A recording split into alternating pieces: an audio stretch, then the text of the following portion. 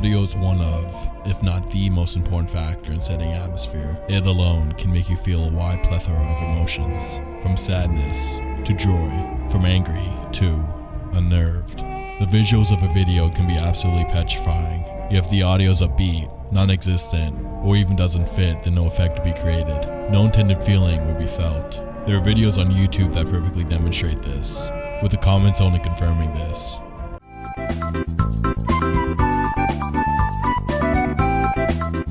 The exact opposite is true as well.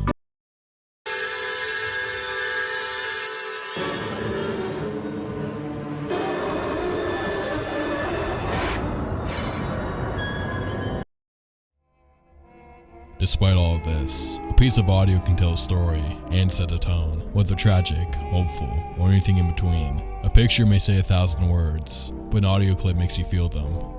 Let's start with the thumbnail.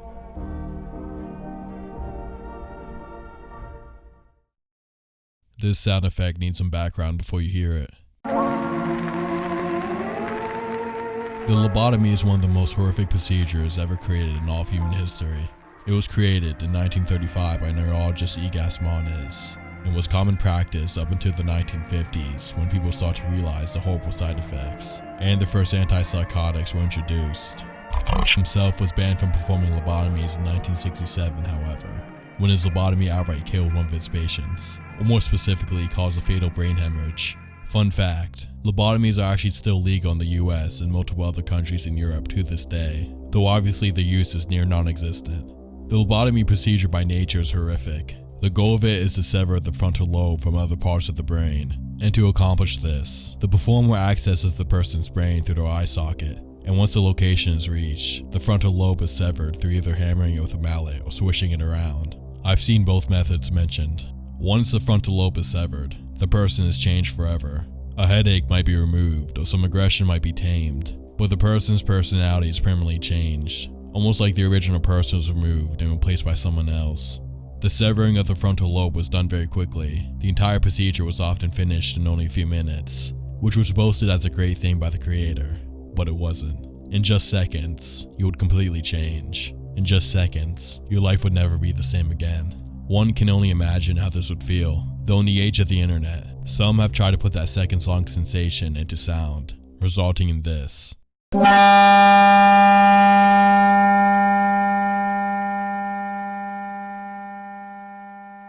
Simple, yet horrifying. This specific sound effect is the one most often conflated with lobotomies, though there are a few others. The best one, other than the former one in my opinion, is a 35-second video by Mixer OK.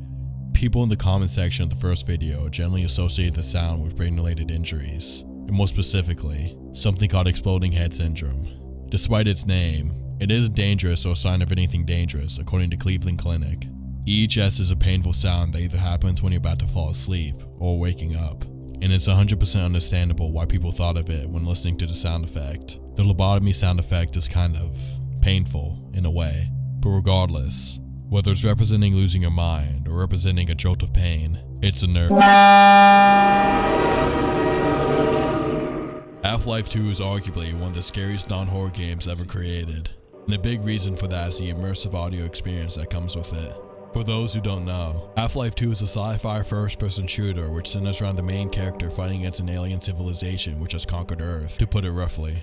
Most of the game relies on ambience and drones to build atmosphere. You're listening to one right now, matter of fact. Though the soundtrack isn't what we're going to talk about, some of the most horrific hidden details in all of gaming lies in Half-Life 2. Outside of audio, the burned corpse texture is one of the first things that come to mind, with the origins of the original image being rather dark. Or at least some people thought it to be. Though the truth is the image came from a medical textbook. If you search up burnt corpse Half-Life 2, it should be one of the first few results. Despite the horrific nature of the texture, at least they're dead. The exact opposite plagues one of the most common enemies of the game, the Headcrab Zombie. Not as fast, strong, or even as aggressive as many other enemies, yet by far the most horrifying. It's not scary in the damage it could cause, but in its existence alone. A headcrab zombie is created when a headcrab attaches itself to a human in a rather violent process. The Half-Life wiki describes the horrific details of this process. Upon sighting a humanoid host, a headcrab will leap for the victim's face and affix themselves to the head, whereupon they will use their beak to break into the victim's skull and dig their legs into the victim's upper torso. The headcrab then proceeds to take over the host's body through an unknown biological process. However, it is assumed that it will penetrate and seize control of the brainstem and thus the signals controlling the motor functions of the host's body. The host will then undergo physical changes. Common changes include the deterioration of flesh, reduction or removal of skin and muscle tissue across much of the body, and the exposure of the organs inside the abdominal cavity. Headcrabs keep their host alive through the entire process. Even though it's not 100% confirmed that headcrab zombies are conscious, it seems obvious that they are. Why is it obvious? Well, they talk. Or more accurately, cry for help, while they aimlessly walk around, potentially looking for someone to end their misery. And in the game, you often do. The one method of this is significantly more horrific than any other.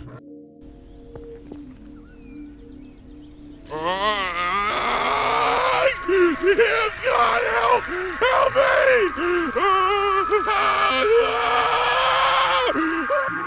But this isn't the full message. The audio clip used in the game was reversed. For what reason, I can only assume as the normal version is far too horrific, even for a game rated mature. Here it is now. God, help me!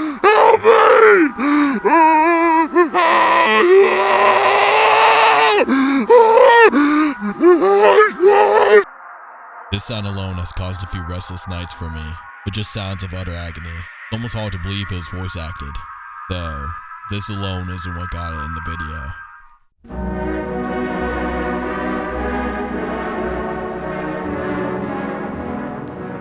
Everywhere at the End of Time, one of the most haunting projects on the internet. I could make an entire video on this alone, but that's for another day. If you haven't listened to Everywhere at the End of Time, I'd set aside 7 hours every weekend to just listen to the whole thing, including 30 minutes after to just take it in. Just briefly, the project is an audio interpretation of the progression of dementia, and each stage gets more and more incoherent. Songs turn into ambience, which eventually turns into pure, unpredictable noise. And all throughout, the disturbing factor increases relatively linearly, like any consistently deteriorating condition would. Though there are a few exceptions to this rule, the most obvious one being the end, which I won't spoil, which turns from unnerving to peaceful, or expectedly the songs bordering the transition between stages, easing up on the last song of the stage into a tone setter for the next stage. Though out of all of these songs, one seems to stand out compared to the rest.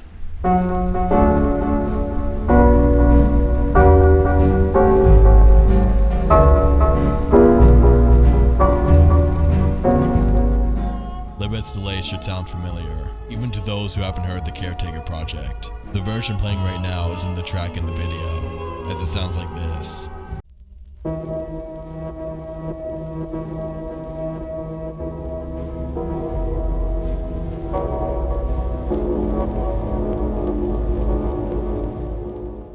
Uniquely unnerving compared to the songs before it, at least in my opinion, but something about the track alone without noise on top of it is weirdly intimidating, and the more I think about it, liminal in a way.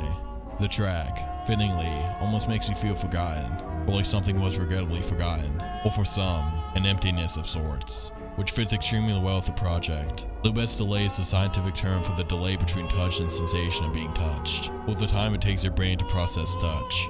Scientist Benjamin Libet dealt with consciousness, which is just another layer of hidden detail in the specific track. I suggested in the last section that the Headcrab Zombie audio didn't get in the video by itself. Though honestly, even if the upcoming audio didn't exist, it probably still would have gone in. Now, Libet's delay is very melancholic, and often comes with a sense of emptiness or sad pondering when listening to. The Headcrab Zombie audio is pure agony, and horrifying to listen to, but what's the result of combining these two?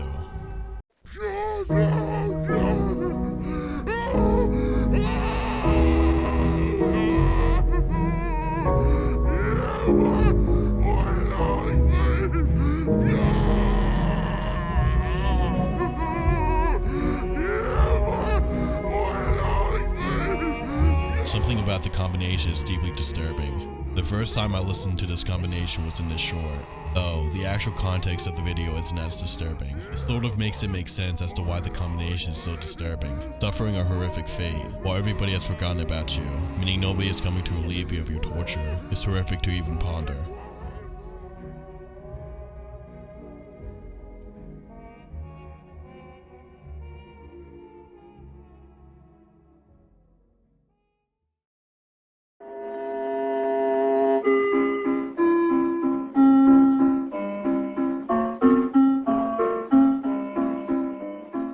effects of time often wear heavy on recorded music. Happy, upbeat music can turn unnerving with just some film grain, or some obvious dated technology. A good example of the latter is the first computer to sing, made in 1961.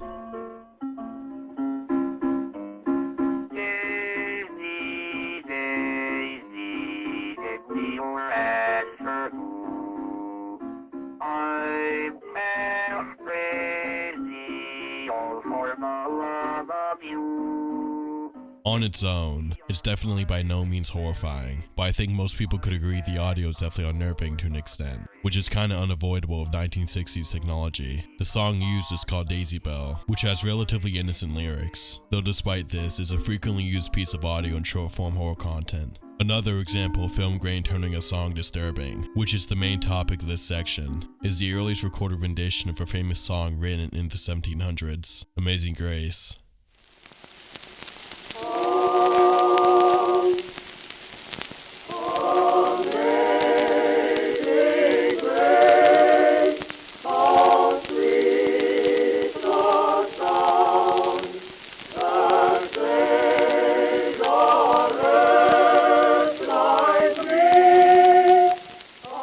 TikTok, or honestly any form of short form content, this song should sound familiar. Quick side note, now that I'm going out my way to look for the use of this song in shorts, I'm starting to realize that both this song and the pieces of audio mentioned before are common in the horror side of TikTok, specifically slideshows and 90K sterling. Content slop aside, the audio is still unsettling, even though the dated audio quality adds to the unsettling factor.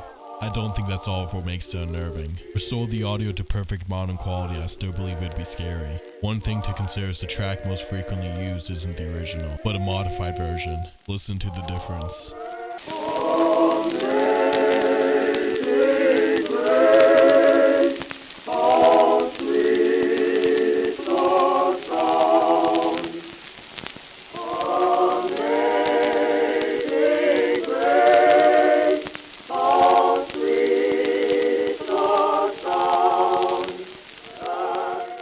Still eerie in a unique way. This recording of Amazing Grace is similar to the sitcom laugh track in a specific way, which is the fact that near everyone in the recording has passed away.